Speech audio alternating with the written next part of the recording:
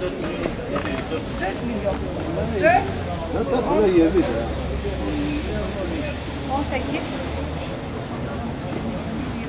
Kaç? Bayram alışverişi ilk defa hani çok bayram görmedik ama gördüğümüz bayrama kadar en kötü bayram bu bayram ya bizim için. Her şey çok pahalı oldu. Ya şu an geçen bayramlara göre, geçen daha süreç bayramlara göre daha az paramızla daha az malzeme alırken şimdi paramızı daha fazla veriyoruz. Zaten bu koronadan dolayı hani bayağı bir enflasyon yükseldi.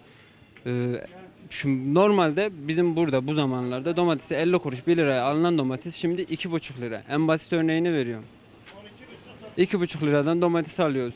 2,5 liradan salatalık alıyoruz. Hani geçen açıklama yapıyorlardı, bakıyorlar işte diyorlar işsizlik en düşük oranda diyor.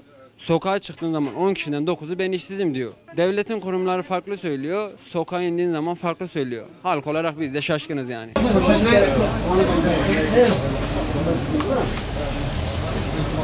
Bayram alışverişinde fiyatlar işte gördüğünüz gibi asgari ücret alan bir insan nasıl gelecek 5 çocuklu bayramda kendisini geçindirecek?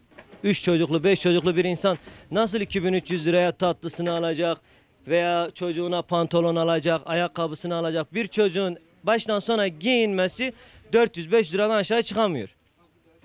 Komple baştan sona giyinmesi. Nasıl keselim abi? Etin kilosu olmuş 60 lira. Nasıl keselim kurbanı?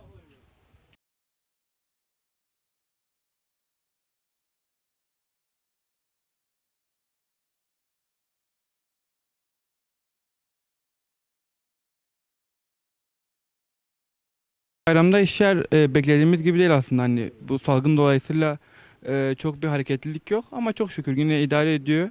Fiyatlara çok büyük bir oynama yok. Beklediğimiz gibi bir oynama yok ama kışlıkta biraz oynama olabilir. Şu an işler normal. Yani ama bayram nedeniyle hani bu Ramazan bayramına göre işler çok daha düşük tabii.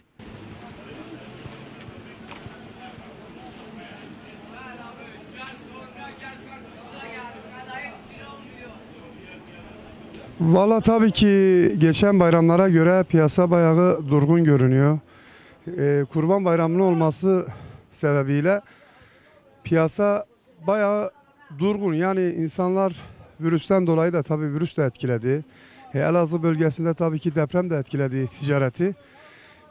Esnafımız şu anda yani mağdur görünüyor. Evet bir kalabalık var, belki bir şey var ama esnafın şu anda yani satmış olduğu ürünlere baktığınız zaman eski bayramlarda satılan ürünlerin yarısı satılmıyor.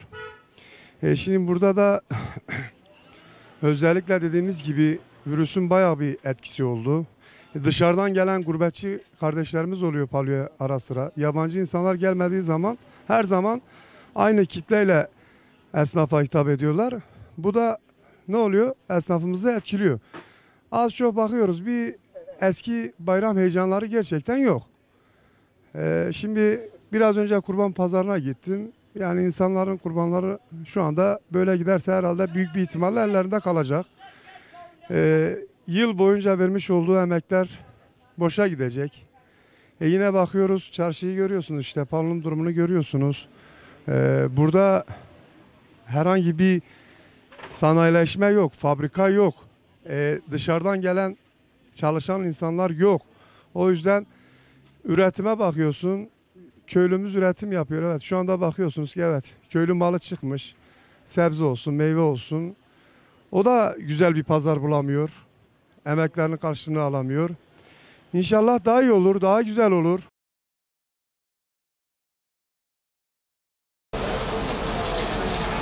Geç ucuz, gel abi, gel. Vatan geminin var. Kavuk karpuz gel.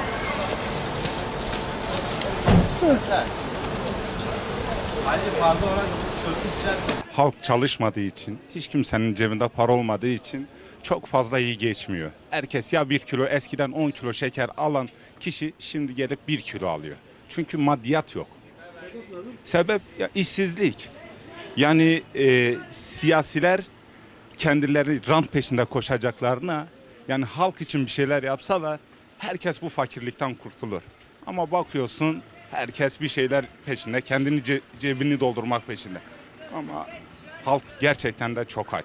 Yani milletin cebine bakıyorsun vallahi evine ekmek götürecek parası yok. Yani bunu bir an çözüme ulaştırmak lazım. Pandemi süreci çok fazla etkiledi. Yani halkın cebinde zaten para yok. Esnafta satış yapmadığı için yani kiralar ödemek zor. Elektrik paraları yüksek geliyor, doğalgaz yüksek geliyor, su yüksek geliyor, vergiler yüksek. Onun için çok zor durumdayız esnaf olarak da. Ya tabii ki çok şükür. Yani bundan önce iş yapmadığımız günler de oluyor. Yani eve ekmek götüremeyecek kadar iş yapmadığımız günler de oluyor. Ama bu bayramın bu 3 gün 4 günü çok şükür yani bir şeyler kazanıyoruz. Yani eski bayramlarla kıyaslarsak tabii ki çok düşük. Gel kavuna gel karpuza gel. Kadayıf kilo 5 lira. Gel abi gel. Şöyle geç hele git.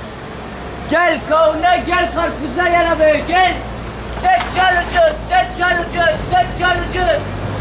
Kadayıf kilo 5 lira abi gel. Kadayıfa gel, kadayıfa gel abi. Geçen bayramlara göre bizim şu andaki satışımız %50 düşmüş. Geçen bayramlar burada satışımız %50 daha farklıydı. Şimdiye göre satışımız daha düşük. Yani eskisi gibi dışarıdan da rağbet var. Dışarıdan da gelen arkadaşlar da satıyor. Esnafımızın yani artık eskisi gibi durumu yok. Yani elektriği ödeyemiyoruz, suyu kaldıramıyoruz. Yani kirayı ödeyemiyoruz. Yani şu anda esnafımız çok kötü bir durumda. Yani o yüzden geçen bayramlara göre şu anda çok farklı. Yani bizim şu andaki memleketimize bakıyorsun insan var ama alışverişimiz yok. Alışveriş olmayınca da para tezgah burada dönmüyor. Paralar hepsi dışarı gidiyor. Alışveriş merkezlerine gidiyor. Bayramdan dolayı çok şükür şu anda yine eskiye göre biraz daha iyi bugünlerde. İnşallah da iyi olmasını bekliyoruz. Bayramda üst giyiyoruz. Herkese bayram heyecanı var. Sonra kurbanlar kesiliyor.